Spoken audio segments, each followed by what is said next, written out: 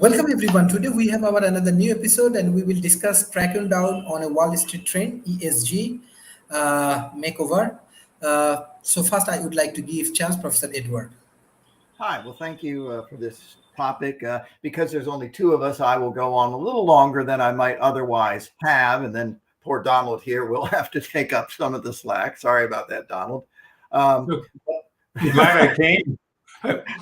I would be hanging Sharish out to dry if I hadn't showed up. I know.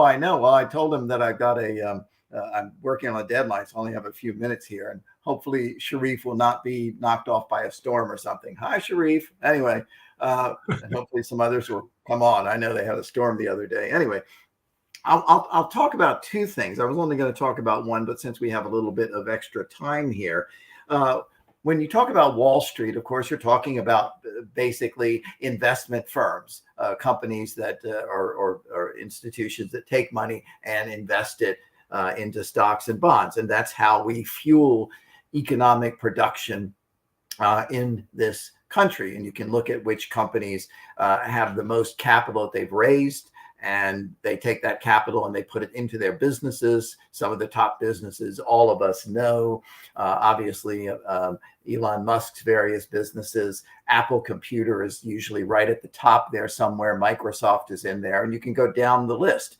And so Wall Street is very important, and investment banks in general are very important because they take money and they provide the capital that do all the marvelous things we do in our economy.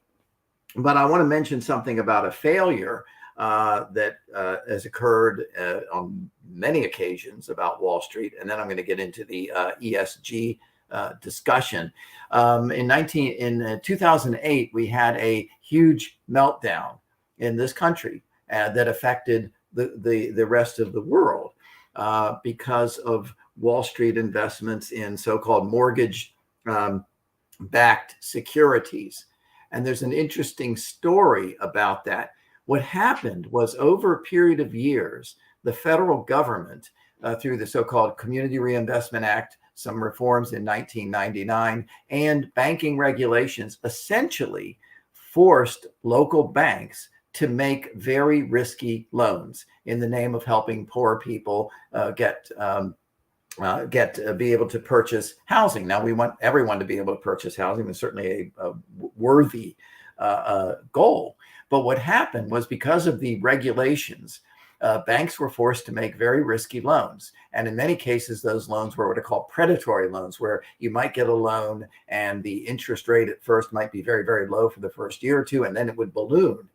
And this was fuel for a bomb on Wall Street. Because what happened was, the local banks would make those very risky loans and immediately get rid of them. They didn't want to have those because they knew they were risky. So Wall Street firms would buy up all of those loans, package them into a security, and then sell them. And of course, when the housing market was doing very well, this was good. It was a source of profit. And theoretically, if a borrower defaults, you just basically take the house from them and then you resell it, you get your money back.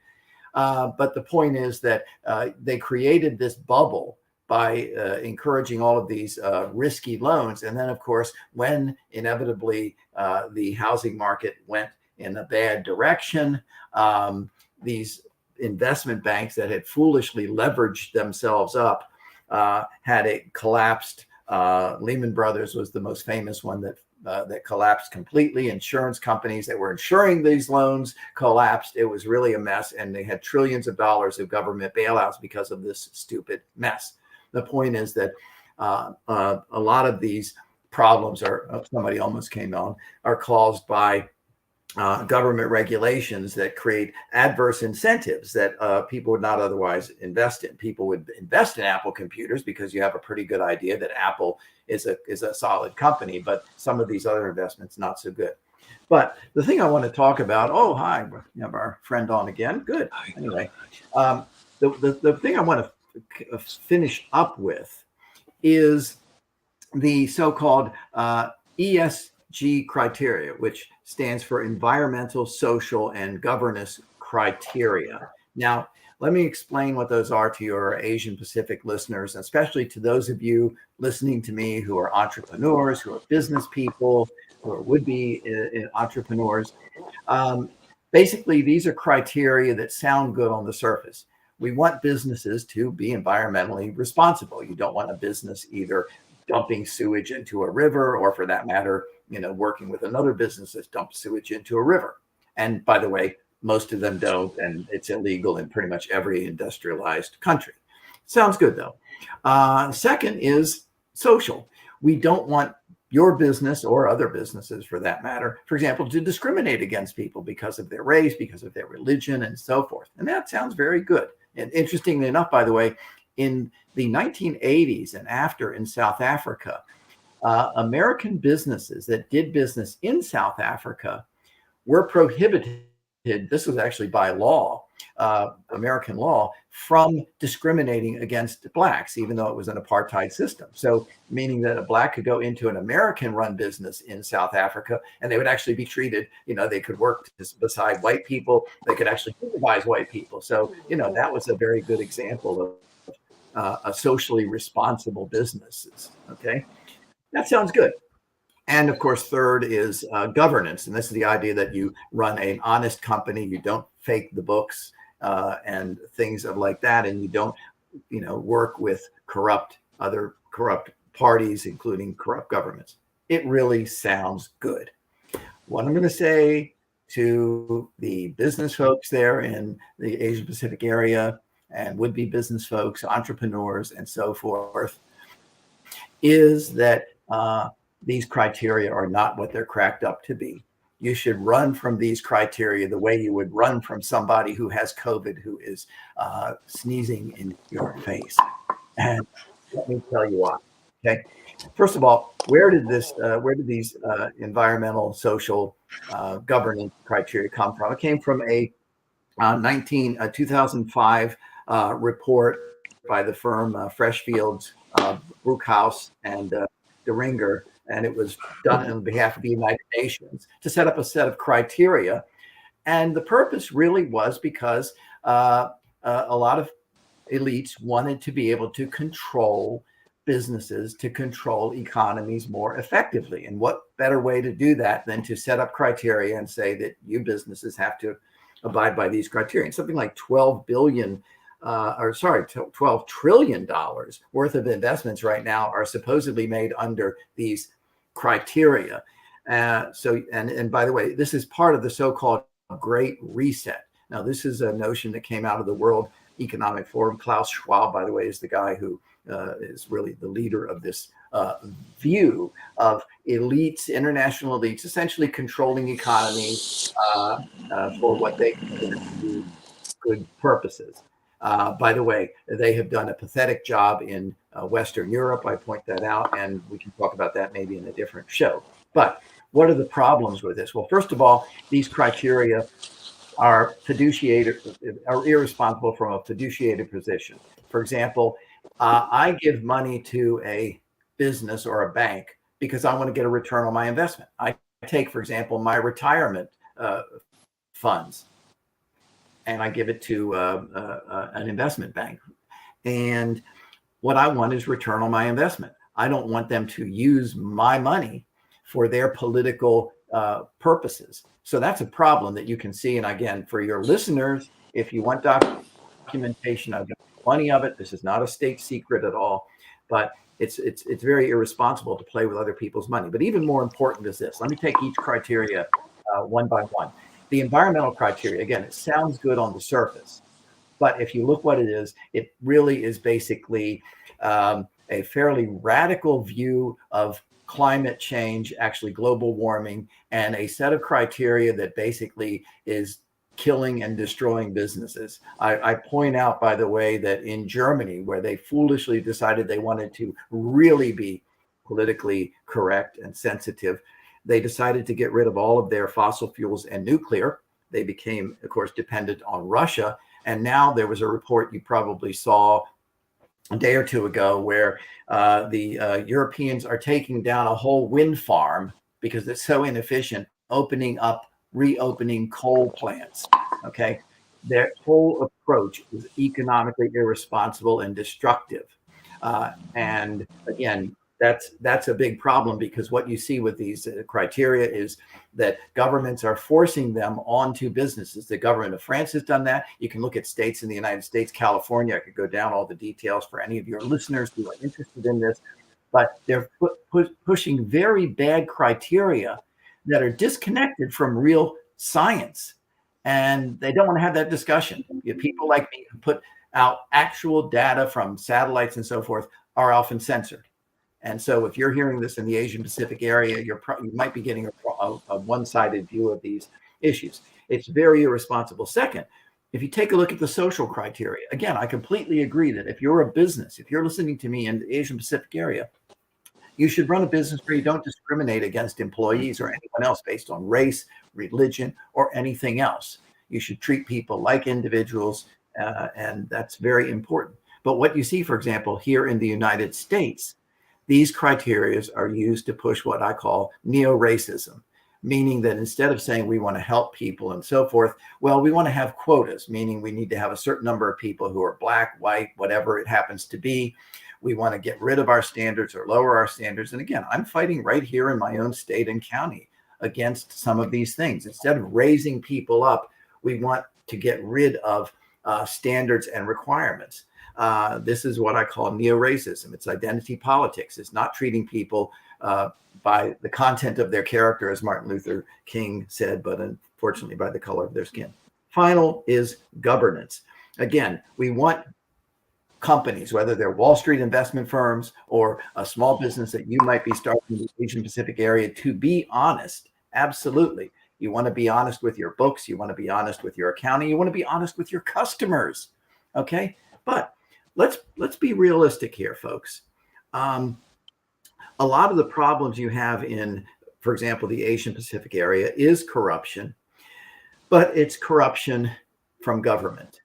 If you take a look at China's got one of the worst human rights records on the planet. They're putting hundreds of thousands of Muslims into prison camps because of their beliefs. They've cracked down on freedom in Hong Kong. They have a so-called social credit system where they track everybody with cameras, microphones, and all. And if you smile the wrong way or whatever it is, then suddenly you don't get to travel, you don't get the job, etc. It's becoming a totalitarian state.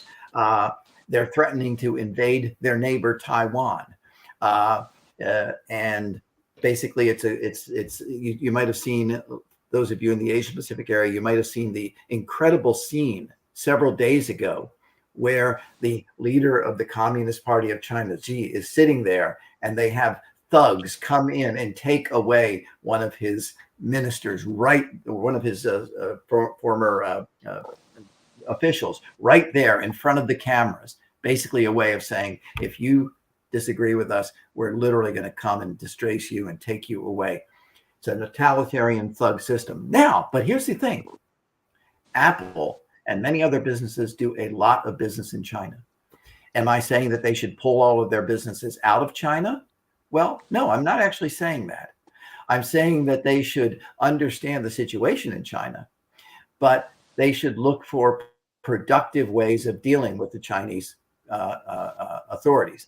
What I hope, of course, is that they'll be overthrown because they don't deserve to rule. However, it's a very complicated situation. Now we're having an honest discussion about a really complicated situation where our economies are integrated with China, and China is a corrupt, authoritarian, totalitarian, evil system. But what do? Well, these criteria really don't help us to make any judgments of that. Or let me give you another example that's closer to home. On the International Corruption Index, Bangladesh scores only a 26 out of 100. Not very good. Am I saying that American businesses should not deal with Bangladesh? Or am I saying that those of you listening in the Asian Pacific area, should you basically not do any business with Bangladesh? No, I'm not saying that. I'm saying you recognize the situation, and I'm saying you look for ways to do business in a way that encourages honesty, that undermines the corruption, that promotes the good folks in government who don't particularly like this, who want to see Bangladesh, for example, prosper. And the only way it's going to prosper, by the way, and other countries as well, is to deal with the corruption, to have honest government, protecting property rights, protecting individuals. That's what's going to allow these countries and the companies dealing with them to prosper.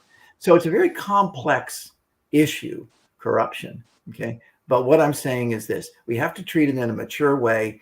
If you look at the environment, social, governance criteria, they're really not a serious way. They become very politicized, and frankly, they promote corruption, because the way you abide by those criteria is you work with government elites and officials and you do what they say. That's called corruption. So, sorry, I went on a little bit long because we only have two other speakers, and I know Don is always happy to pitch in. We appreciate that about him. So I hope I've been controversial, but what I'm saying to your Asian Pacific listeners is you got to be careful about these criteria. If you're interested in details, I got more than I can present in a few minutes here on this wonderful show. Contact me. Happy to give you the details. Think for yourself. Look behind the sort of cartoon virtue signaling approaches to these things. Do a little bit of work, do a little bit of research, look at both sides of the situation, and then I think you will come out a little bit better, and hopefully you'll avoid some of the pitfalls. Anyway, thank you, Sharif, and to my fellow panelists, good luck in your presentations. And I've got some deadlines here. Oh, Sharif, you're muted. You're muted, Sharif. Come back. There's Sharif. Thank you. Thank you, Professor Edward. Thank you for joining today's sessions. Actually, I want to give you some good news. World Talent Economy Forum in South Asia, we are communicating around 22,000 school, college, university, madrasa. Millions of people engaging with World Talent Economy Forum. We already established 3 of our campus. And definitely, I want to invite you all as a professor for our institutions. So we are developing online platform because most of our speakers from different countries, because of COVID, many cannot come. So with our online institutions, you can provide everyone can provide lectures and all of the consulting, your research work. You can engage with millions of people, how we involving with the peoples and how we getting support. We are really happy. I want to give a special thanks to our audience and our speakers. Okay. So well, this is good news indeed.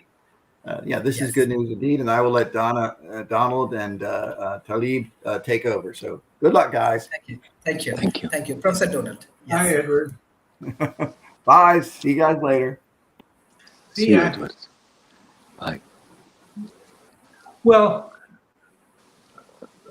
I do want to say that I studied the 2008 thing pretty extensively and heard quite a few lectures from top economists and sociologists at Stanford. Well, I just happened to be, that was the period of time when I was a visiting scholar at Stanford. And the belief that they had was that what was happening was that there was an incredible uptick in the price of housing. So basically, it looked like the price of houses were just going to go up and up and up and up forever. So it made banks more willing to take risky loans than they would have been otherwise. The government didn't force them to do it. They did it because they could make money at it. And it was true that they were bait and switch, which is they gave them a low interest rate at first and then the interest rate went up. But the banks reasoned that that they were going to go up so much that if something went wrong, they would still be able to foreclose on the house and be able to make money on it. What the government's involvement is that they had allowed people to resell the mortgages, but buying a mortgage isn't a very good investment for a regular person because you don't have any idea what's going to happen to that mortgage. The person might decide they're going to move and then basically sell that, pay it off when they move. And so all of a sudden your investment for your retirement is gone. And so the the change that happened is that they allowed you to break the mortgage down into little pieces, securities, and sell a piece of that mortgage. And so what the banks did is they would get a tranche, they called it, of mortgages, where they got a number of different mortgages and they put them together into bundles. And then that would allow that, and then they sell pieces of that bundles. And so they could sell a little bit or a lot, and that allowed people to buy into these things, even if with a small amount of money. And if one of them went bad, it didn't make so much difference because it was spread across this whole tranche of a number of these mortgages. And then what happened was that they kind of got dicey with how they made the credit worthiness of it. So what they do is they take some with very poor credit ratings and they put them together with ones that had good credit ratings, and then they'd estimate the credit rating of the whole tranche with the best credit rating instead of the worst credit ratings. And so it was pretty much fraudulent about the degree of credit worthiness of these. And they were making so much money, they just kept doing it like crazy and crazy and crazy. And when the housing prices all went down and suddenly all these things weren't worth anything, it caused the economy to collapse, basically. So that's, I think it was less driven by, it wasn't, Edward hates governments, so he has a tendency to blame things on governments. But this is, I think, more of I think capitalist greed is a better explanation. But back to the ESG. Well, ESG it's in a sense, like if I'm investing money, what I just talked about is a similar thing. Like I could go out and I could buy Apple stock, or I could buy Tesla stock or something like that. And it's very, very risky because you don't know what could happen. Because there was a time when Apple went way, way down. I mean, Apple was really successful, but then all of a sudden, there was that whole period where jobs had to come back, and Apple was doing so poorly. There was a question of whether they were even going to go succeed. So what had happened? What if you put money in Facebook? Like Facebook was soaring just a couple of years ago, and now Facebook is going down, down, down. And it's because other social network platforms like TikTok are doing better than Facebook. And so Facebook is they're losing customers. And so the value of Facebook isn't very good either. So the same thing happens with stocks, is that people basically make tranches of stocks where they get numbers of different kinds of stocks and they bundle them together, and they're called index funds. And so what happens then is if I buy into these index funds, and if any individual stock goes down, it doesn't matter so much because they've bought hundreds of stocks, and so I'm buying into a whole sector. So as long as the tech sector keeps going up, I make money, or if it goes across, as long as the stock market goes up, in general, I'll be making money. And over a period of time, the stock market has always gone up. So as long as I don't panic when it goes down a little bit, and I keep my stock, it's going to go up. And those are index funds. So what's happened is that people got the idea is that I don't want to basically be investing my money into companies that are doing damage to the world. So I don't want to be investing my money in ExxonMobil or Shell Oil or a company that's using slave labor in a developing world company or something like that. And so basically investment banks have developed funds, the E.S.G funds, that in theory eliminate those types of companies. So when I buy an index fund, instead of buying an index, I can buy, in theory, an index fund that they have that don't have petroleum investment in it. And this has gotten to be such a deal that even Stanford University and other places have divested themselves of stock that where the companies are doing damage to the world by fossil fuels, by treating people badly, by doing things that are hurting the world. And so in theory, I should be able to buy a group, a tranche of sorts of stocks that will go up and down in tandem with the stock market that I can invest in, but I know that the stocks that I'm investing in aren't damaging the world. And that's, to me, that seems like a really good idea.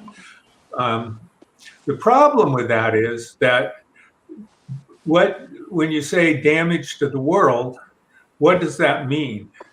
And what's happened is that different companies have decided there's no general place that defines that and checks to make sure that people are doing it. In other words, there's no standards for it, and there's no standards organization that checks it. And there have been cases that have been really quite fraudulent. And some interesting examples is they kicked Tesla off of the one of the main ESG indexes because, they're making electric cars. They should be one of the people that would be obviously on one of those indexes, but they treat their employees so badly. They kicked them off because of that aspect of the ESG. And so some people think that's ridiculous. I mean, how you treat your employees shouldn't be anywhere near as important as what you're doing to save the environment. So some people disagree with that. I mean, obviously Elon Musk disagrees with that. Some of the funds actually have ExxonMobil on it because they've gone to so much, because they're working harder than other oil companies to try and reduce their carbon footprint. So when you invest in an ESG fund, it's very dicey, to know what you're actually investing in. Would you agree that what you're investing in is ESG? And so I think Sharif took the title of this from an article in the New York Times, which has this exact headline, I suspect. And there's also a whole special edition of The Economist about this issue as well. And so basically, what The Economist basically said is, the things that I'm saying, which is that with capitalism, capitalism isn't a bad thing. I mean, capitalism has done a lot of good things, and it incentivizes people.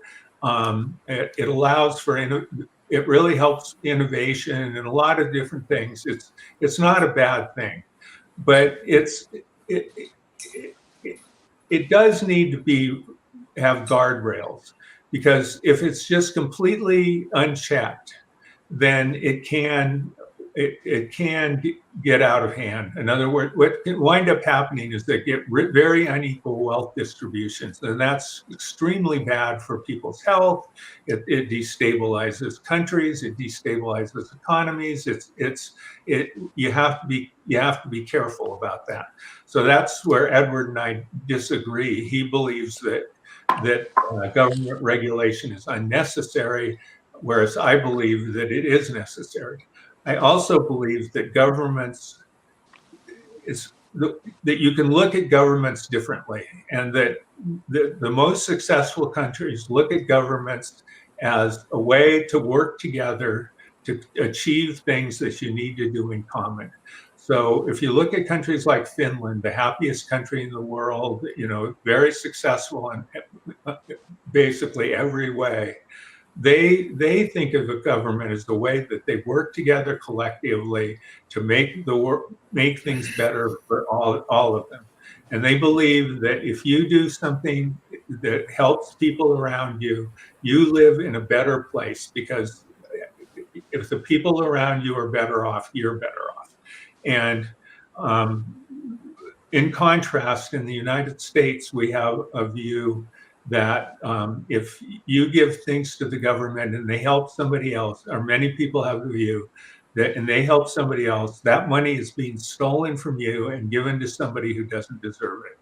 And I think that that's a little bit of, that's a view that people have. And because of that, people resent the government because they feel that the government is basically stealing from them. And it's a common for people to say taxation is theft. And that's the kind of attitude. So we do need to have, I think that something like E.S.G investing is a good way to work with capitalism and because it's a way kind of voting. Like, I vote with my money. I get to invest my money in the things that I think are useful and valuable, and it works. You can work with independent organizations, standards organizations, or you can enforce those rules through government standards. But in each case, it's a matter of us getting together and saying to ourselves, this is what we think, we believe these things mean, and we believe it together, or the majority of us, democratically. And it's something that needs to be not just in one country, but something that, countries need to work together and try and agree, because money is, these funds are global. I mean, they're everywhere. And so that's kind of the problem with ESG investing and kind of the solution to it. So there. Thank you. Professor Dr. Talib, what you want to add, because you are Yes. expert on this ESG and impact investment. So, yeah. Okay. When I came to this meeting, I didn't know what ESG means. But when I listened to Donald and Edward, I understood that. Now, their argument is about governments, not about ESG. ESG in principle is a good thing to have. But the governments are the problem. And the capitalism is the problem here. Because capitalist system is one that respects the people that have money, but doesn't respect the people that don't have money at all. So I think our discussion should be around governments, not around ESGs per se. ESG is environmental, social, and governance systems, as the professor that preceded Donald said, is not a bad thing to have it as an index. But it is something that we need to understand why it's done and how it's done. Listening to Professor Donald, I understand that he has an experience in stock buying and sharing, all of that. That's important. But that's the thing that drove this world to the edge. Because when we talk about governments now, we need to understand that China is not the whole world. The United States is not the whole world as well. There are other systems and other governments that can do the job. For example, the government of Finland. The government of Finland is not really a capitalist government. It's very much socialist in nature, because it does not take the money to do anything. It takes the money from the rich, taxes the rich, and give to the poor. That's the kind of system that we should be looking at. So I think what I'm saying here is we should look at the governments and types of governments, not the ESG per se. ESG index are not the problem. The problem is who produced them, and why are they produced. Thank you so much. Thank you. Mr. Markley. Yeah, I'm trying to understand. Like I said, I just popped in here, and it sounds like y'all talking about government funding from around the world, like the other gentleman just popped in, and I'm trying to figure out the concept of ESG and things along those lines. But definitely, I do agree with the other gentleman that too often outside forces are doing that kind of ways of neglecting those that are unfortunately in the poor classes and things of that nature. And yes, it even happens in the so-called Western nations and all in that space. So if we're going to give funding that's going to be fair, and we're going to give funding that's going to help some of the folks that are in lesser classes and all along those lines, then that is one thing. But as we know, a lot of times there are efforts within the funding efforts that are not fair and that are destructive to a lot of our communities. And even in that space, I can go back in history and tell you about a very interesting area that was right here in Durham, North Carolina, that was the Black Wall Street. And we had a very effective Black Wall Street that was in the minority community. It had all kinds of funding, including some self-funding and all in that space. But then unfortunately the government got involved, and they saw that it was in an area that was very prime property and in an area that needed a highway, or that failed. It needed a freeway. So guess what? The freeway went right through that government or that system that was very effective.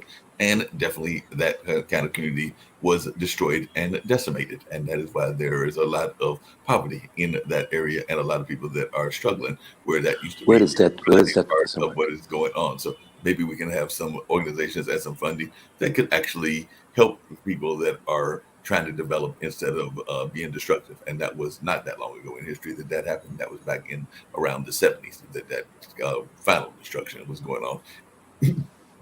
And not knocking highways or other improvements, but sometimes it is the cost of what those improvements can be. And maybe Donald can give me a little bit more background on E.S.Gs, and maybe I'll go in a different direction. But those are my immediate thoughts and all along those lines. But that's just some of what I would be concerned about. Thank you, Professor Donald. When we're discussing about ESG, soon we have to attend in COP27 from November. So we are working in Bangladesh for COP27. So especially the emerging economy, we are focusing right now. What is your advice for them for engaging with this ESG and this kind of opportunities? So what is your advice, guideline, and how we can improve more? Yeah. Well, I'd like to pick up on something that Mark just said, which is it feeds into what I said originally, which is that what do we mean when we talk about it? And Mark made a point that when we're looking at environment and social, we need to have standards in a broader view. I mean, it's definitely true. I mean, in Silicon Valley, there's a freeway that ran through the town of Palo Alto, and it basically, Highway 101 basically runs, and on one side of Highway 1, they deliberately, basically, at one time they forced blacks to live on one side of the freeway, and they didn't allow them to live on the other side of the freeway. So it was the poorest, very poor, very dangerous, very down area, and it's still struggling. So on the other side of the freeway, the houses, you couldn't buy a tool shed for $1 million, and then yet on the other side of the freeway, it doesn't even have supermarkets. So we know these kinds of things; they're known things. So when we ask ourselves, start asking ourselves the question is, what do we mean by environmental and social environment, and what do we mean by social? It's useful. It would be useful for different people different countries to get together and ask themselves and develop, as I said, a set of standards so that people really knew what they were supposed to be doing, and then had some sort of a way that people could look at the investments and ask themselves the question, are these people really doing what they say they're doing? Because otherwise you don't know what you're investing your money in. And that's a very important part of the whole thing.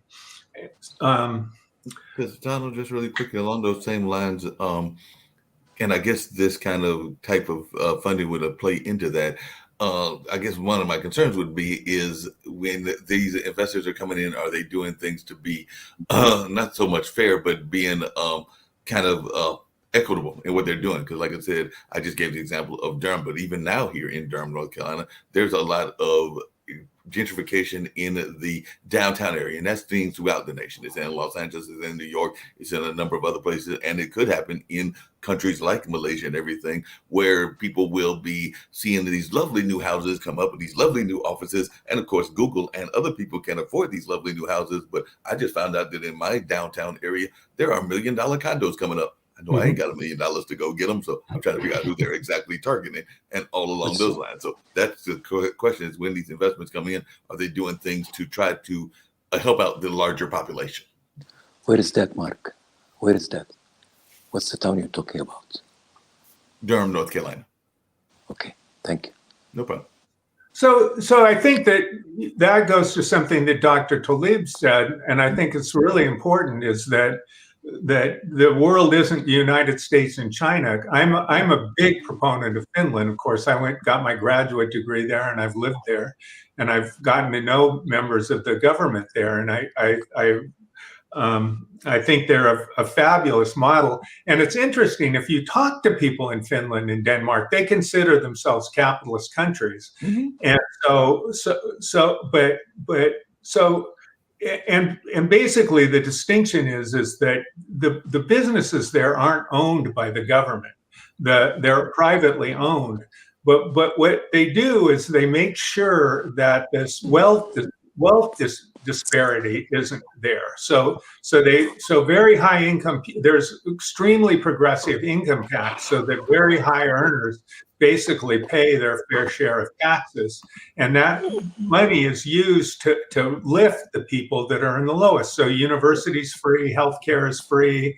If you lose your job and you're unemployed, it's definitely true that you're not going to starve.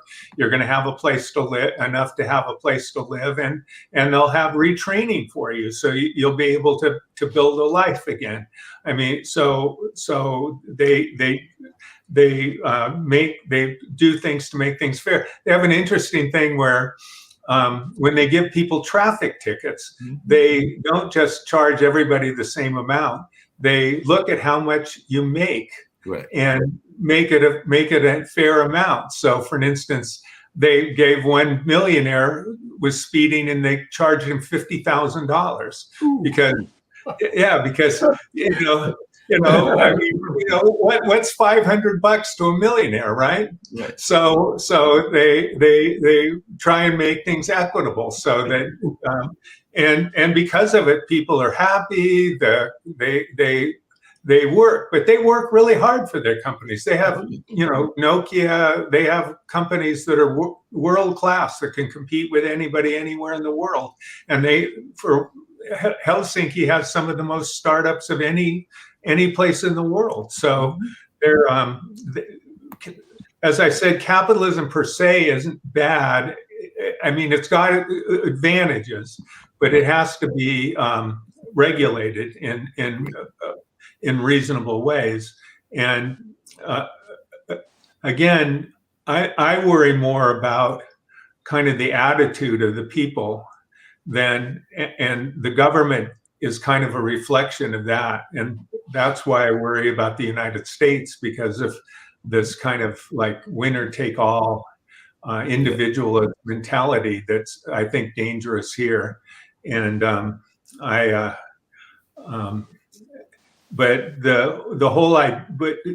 what I just said really fits into the Finnish idea, which is if you're investing money in something, it's a capitalist thing to do, but then you have the consideration of saying, well, we're not going to invest money that's in things that cause damage. And so that's where the E.S.G thing comes into. And again, the problem with it is that there's no standards, and you don't know what you're getting when you invest money in an E.S.G fund. And that's where the problem comes in with Wall Street. Agreed. Can't hear you, Sharif. You're muted. Professor Nick Palveda. Yes, I know this is very important topic for you, and you know that we utilizing this content for training purpose, especially Central Bank of Bangladesh, and there we have around 68 banks. So all of the executives actually utilizing this content for training and development purpose, and they will develop case studies, and definitely the case study we will forward to all of our speaker, Professor Nick Palveda. Yes. Wow. Are we discussing wealth disparity, Dr. Sharif, in the United States? And the world. Yeah. In the world? Well, in the United States, it is a big problem. And in the Gini coefficient, we're not doing very good, which means the ability for someone who is born in a lower economic environment today to move up to the next level. So the U.S. actually does have a lot of what I call systemic problems economically. The solutions are actually there, but here's the problem, another problem. Even though the solutions are there, most of our representatives in government actually are heavily influenced. I'm not going to say the word controlled by people in the upper end of the United States of America. So it's really going to be very difficult here. And I think when people, let's say in Bangladesh, go, great United States, I'm going to come over here and things are going to be good, they might find out it's not so good. We don't have safety nets here. In other words, if things go really bad for you, Dr. Sharif, you go, hey, I'm going to go to the United States, get a job, and life's going to be good. If you don't get that job, you may find yourself sleeping on a blanket as a homeless person on the street somewhere. That's a reality here. It's a reality that exists in every major city in the United States. You can just drive by and see them. You even shock some of our people that visit from outside the United States. They go down, what are these people doing sleeping on the streets? Dr. Sharif, they're homeless. And in other words, it's almost like this. You don't get a job, you don't start making money, you don't hit the floor running here, you're going to end up on the streets of New York, Los Angeles, San Francisco. And to rent a place is extremely expensive. So it's almost like you must have a job, or you're I used to call it the treadmill to hell. Okay. So if you work for a living here, you may just got on the treadmill to hell. Now let's go take the other side, which Donald was discussing. You hit the lottery. In other words, you scaled yourself, and all of a sudden life is good because the ability to make tons of money is also available on the other side. But you got to, what my wife used to say, you have to hit the lottery. And hitting the lottery means you become a medical doctor, you're a specialist, you have an engineering background that develops something that's scalable. And then all of a sudden life is good because your incomes are 500,000 to $1.5 million. Your unrealized capital gains are multi-millions. And let me tell you what the world is for those people. It's a different world. They're the happiest people in the world. I'll stack them against anybody in Finland. But they never see that other side of the world in the United States. Those are people, but really we don't have much to do with those people because we limit even where we live. Or we'll live in Naples. We'll live in Greenwich. We'll live in Boca Raton. We'll live in Palm Beach. But Durham? Well, Durham's interesting now that they have $1 million condos, but normally Durham would be off the limits. They wouldn't even live there. So we actually have multiple United States of America here. And it is what it is. So if you're on the right side of the tracks, life is good for you here. And the left side of the tracks, life may not be good for you, and you may want to consider going to Finland or Sweden or somewhere else. I would not consider immigrating to the United States of America. Thank you, Professor Nick. It's very interesting discussions, and I want to share some good idea. And if you see that United States contributions in Bangladesh from MIT, I'm a very big fan of this professor, Professor Iqbal Kadir. Now he is a professor for Harvard University. So he built up company like Grameen Phone. It's when the company is in Norway, it's not performing well. Its name was Telenor, but when they start their business in Bangladesh, it's become $1 billion company because of populations, because of our consumer. Second, they build up this Bikash, very, very successful entrepreneur initiative. You can see even Bill Gates investing on Bikash. This is mobile money transferring, very, very good entrepreneur initiative, and World Talent Economy Forum. We are ultimately working in that area. We need entrepreneurs like you who can work together in the developing nations, and you can contribute and you can make a successful ventures, country like Bangladesh, country like India or Pakistan, and you can live a very good life in USA.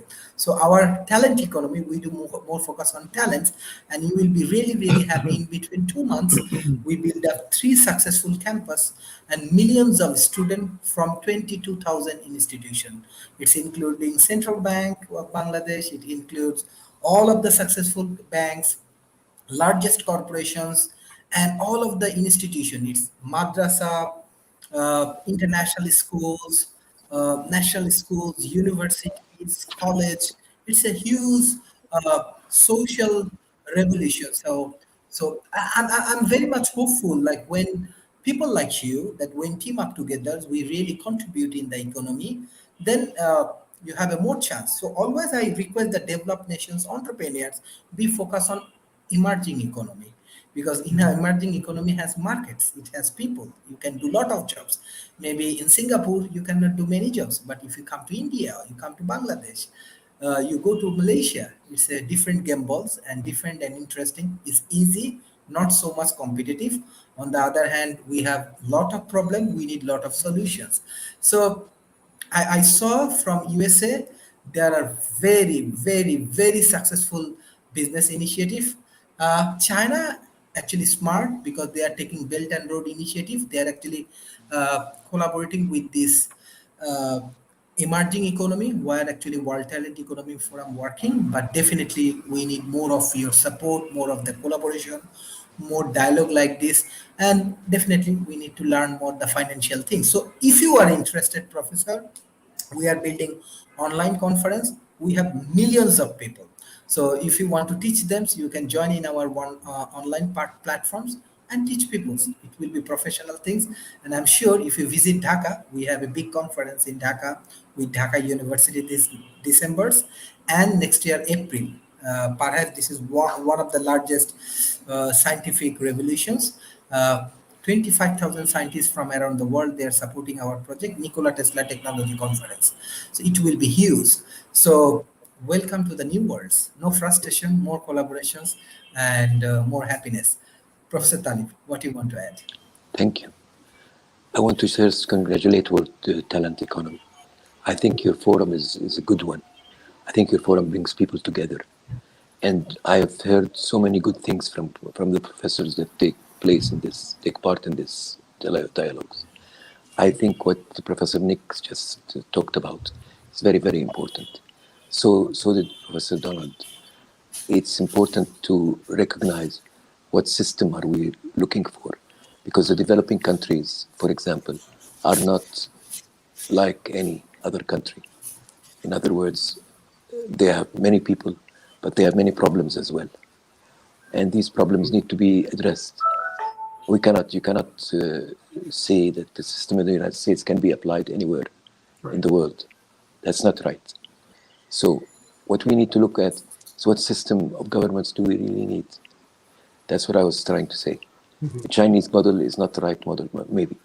I agree with Professor Edward about that. But it's not just either Chinese or American. There are other ways and other forms of democracy, other forms of human rights, other forms of fair play, and a fair world that we could adapt to. I think this World Economic Forum, Economic Talent Forum, should be concentrating on the form of government that we really need. Finland is an example of that. Yes, it's true, Professor Donald. They don't consider themselves socialists, but they are applying many socialist regimes and systems there, whether we like it or not. So I think what we need to do is look at all of these and name them the right way, not just take them as they are. The United States is not the best country in the world. I've lived in the United States for 10 years, and I can tell you the inequality, the racism, the unequal opportunities that are given to people are incredibly big. So What I'm calling for here is a discussion on the type of government that we need, because that's what really is the man, not the ESGs. ESGs are good in principle because they create some indexes of what's right and what's wrong. But these indexes can mean nothing. They're in the hands of the people that control this world, like the American politician. Thank you so much. Thank you. Thank you, Professor Talib. Besides that, I just want to share that our social entrepreneurs, they are so good, so supportive. I am just, today morning, I get a very big teams.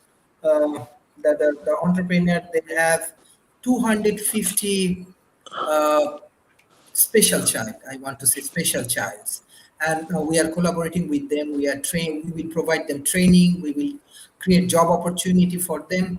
So there is a huge task. At some point, it's a very big load for our team. So we need big teams. Example, Professor Nick, if you have your pod TV in Dhaka, trust me, you will get huge audience. You are losing 300 millions audience only from Dhaka and Bangladesh. If you translate your things in Bangla, I always say, Professor, it's a big I'm market you are working on losing. it, Sharif. Yeah.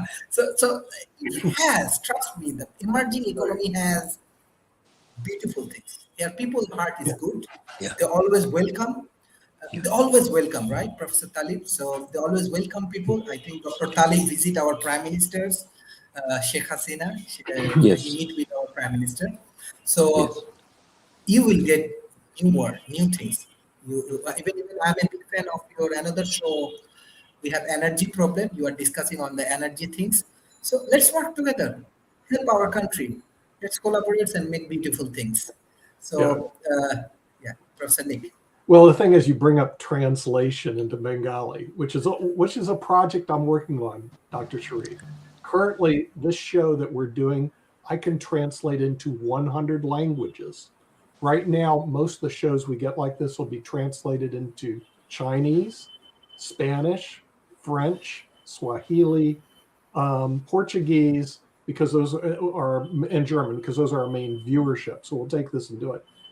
We were meeting this morning with a group that will do instant translation into about 3 or 4 languages. So this translation programs you're going to see will be the norm as time goes by, but we're just getting right now at Pod TV on the leading edge of that, so that somebody who's listening to the show can also hear it or read it in their native language. I just think it makes a big difference because it breaks down one of the big barriers in this world, which is language. That's right. In other words, I listened to Dr. Talib, and if he speaks a different language, I don't understand what he's saying, so I just turn it off. If he comes to me in my native language, which there's 2 ways we're working on right now. One is it's captioned underneath. We're already doing that right now. Number 2, and this is going to be a big game changer, we're doing it Pod TV.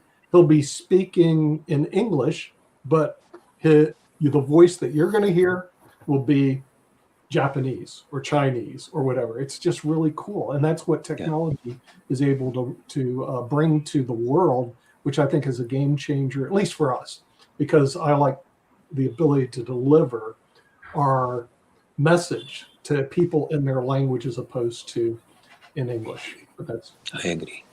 Yeah. Mm-hmm. Thank you. Excellent initiative. So hopefully we will see you in our Nikola Tesla Technology Conference. So I'm sure you will enjoy. You will enjoy a lot. Professor Donald, what's your concluding remarks? Well, I think this has been a very interesting discussion.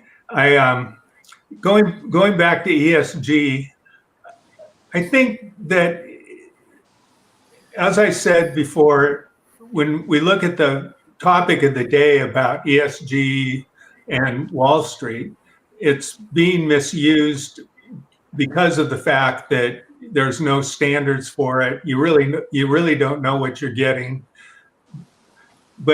And in a framework, it's a useful idea, because I do kind of like the idea of a hybrid system where there is some aspects of capitalism, but it's controlled and regulated there's like purpose. So so that you don't have the wealth disparity that we have in the United States, that you have social like ways of making sure that people don't starve, that they have places to live, that they have the ability to lift themselves up. Because as Rick was saying, the United States, the social mobility in the United States is very low. So the ability for somebody in one economic strata for their children to go into a higher economic strata is very low. So the whole idea that the United States is the land of opportunity, where you come here and you're poor and you're going to be able to raise yourself up and become rich, is simply not true. It's much higher in Sweden and Denmark and Finland and many other countries. And we have a whole. And in the United States, the very wealthy people control the media, and we have a very, very like strong like tradition of a kind of Calvinist a kind of brand of Christianity that has this belief that you're predestined and that wealth is a sign of grace. And so the people that are poor because they're bad, and people that are rich because they're good. And the media is controlled by the very wealthy, and so they just keep putting this message out to people. And so people really believe it. And so if you're going to start looking at a country and trying to figure out a way to have a successful country, you have to figure out some way that people aren't constantly brainwashed by propaganda. And in the United States, that's not happening. I mean, the United States is in serious trouble because of the propaganda that's being fed to people all the time. And so I think that what Dr. Tlaib said is incredibly important, that we have to look.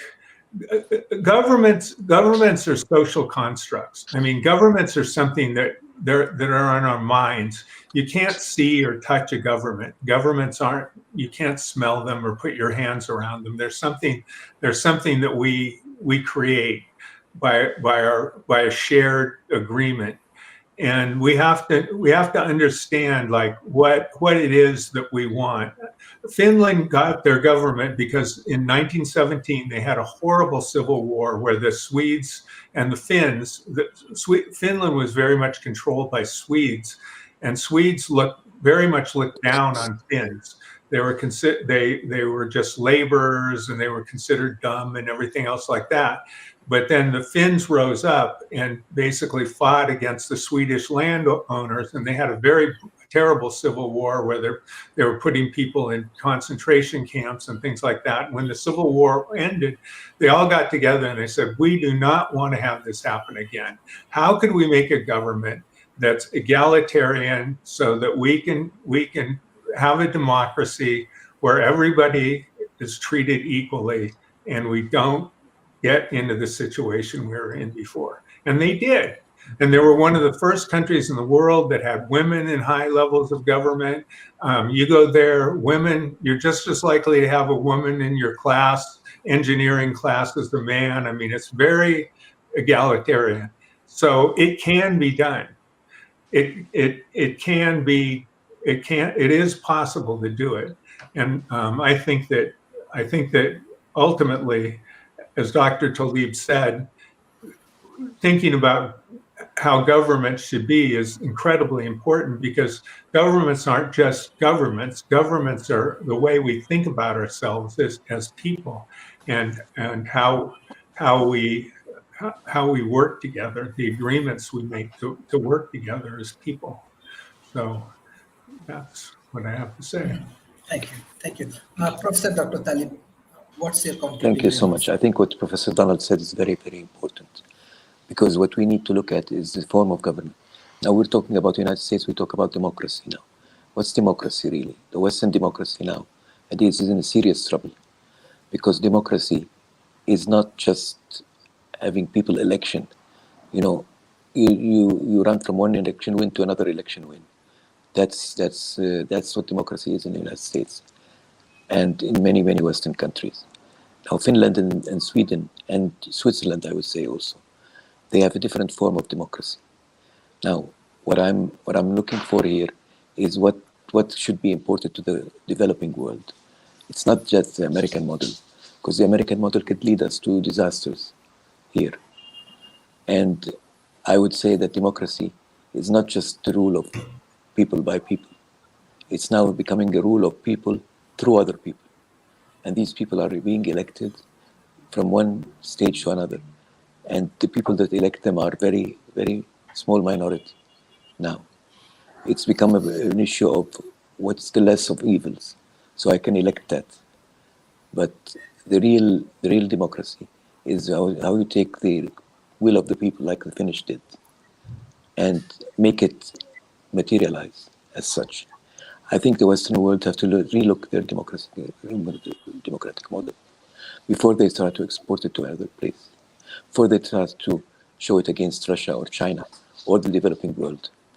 I think what we need to do is look very carefully into our democracy now, because democracy is something that's very, very important. Democracy is, as I know it from the Greek word, democrat, is demo, which is the people, and krasi is by people. So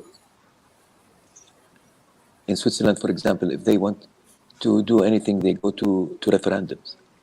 Now, today's technology can utilize referendums in a much better way. If they want to say change the lights in the streets of any country, of any neighborhood, you have to ask the people in that neighborhood, what do they want to see? That's how governments are done. It's not just being elected and enjoy the privileges of being elected, like we saw in the United States during the Trump era, for example.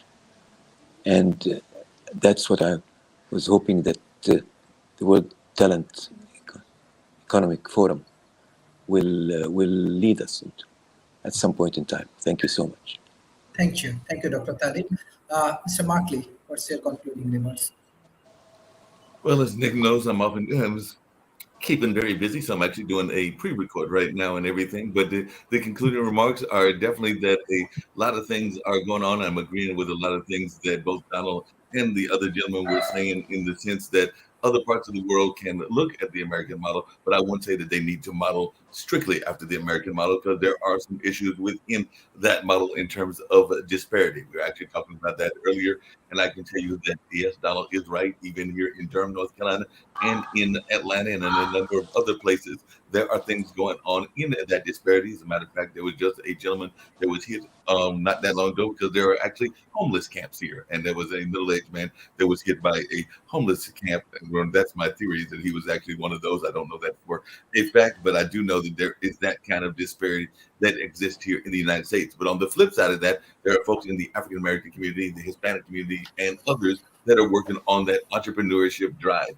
I want to say that there's an organization called Riot that is trying to get people to develop different entrepreneurial kind of ideas, even in their own communities and all along those lines. And some of those are around social impact. So they are reaching out to other parts of the world, like Africa and countries like Nigeria and places like that. And yes, I will be having them get in touch with you, Mr. Sharif, as well, because we do know that they need to reach out to Malaysia. As a matter of fact, one of our producers has moved not that far from you, because he's moved to the lovely country of Bali. So he's just around the corner from you and everything, but he was doing a lot of business work and came out of the military out of Texas. And that is our producer, meaning Pod TV's producer, Billy Graham. And no, it's not the minister and the evangelist. It's our Billy Graham, who is an African-American gentleman who's got a show around prosperity and around trying to develop positive thoughts, but he wanted to move his family to some place that he felt would be better and all of that. So he actually left the United States and picked up his whole family and moved over there to Bali. So there are people that are doing that as well. They are moving and trying to go to other places and all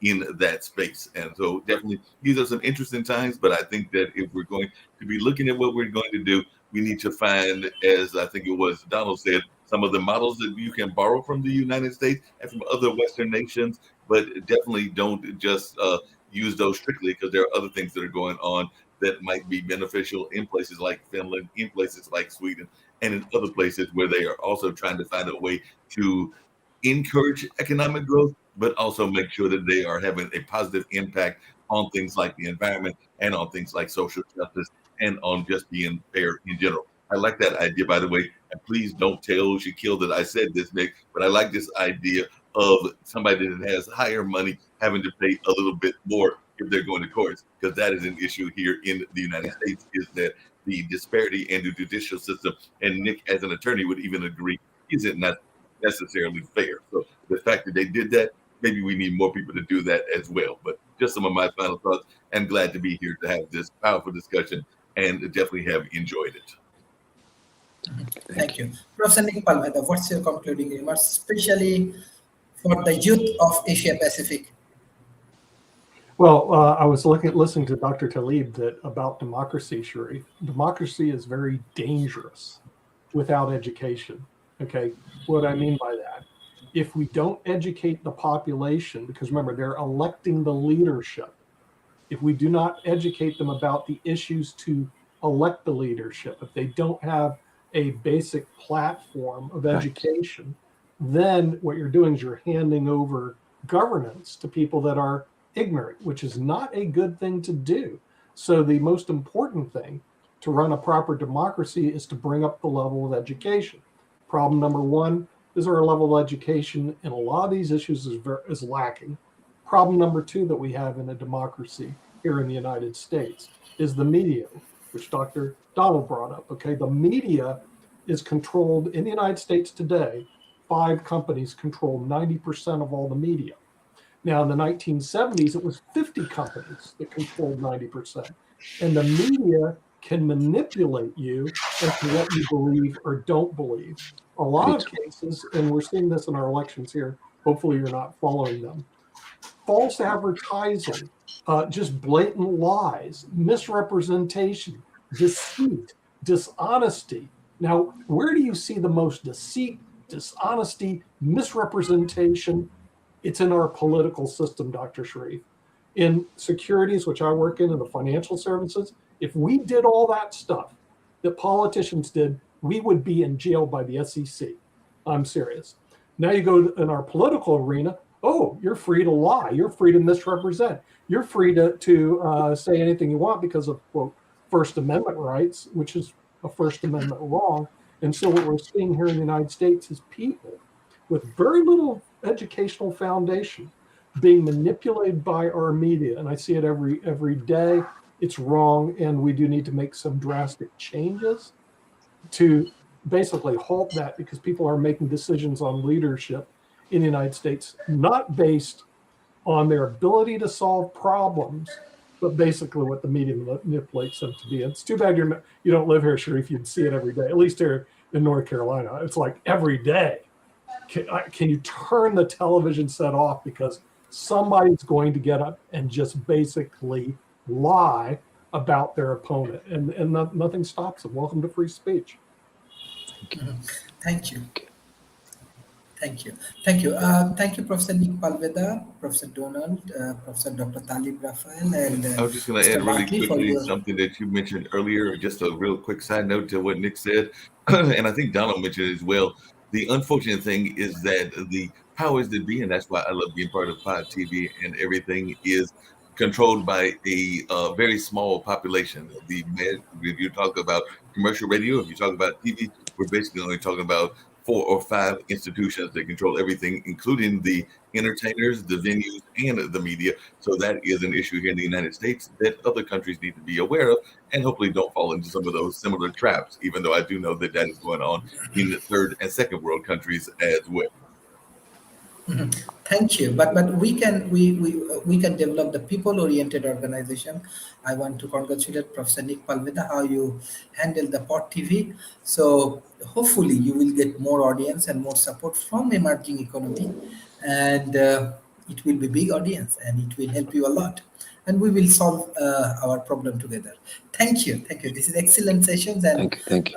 Very interesting session for our audience. Thank you. Bye-bye and take care. Thank you. Bye. Bye-bye. Thank you. Bye.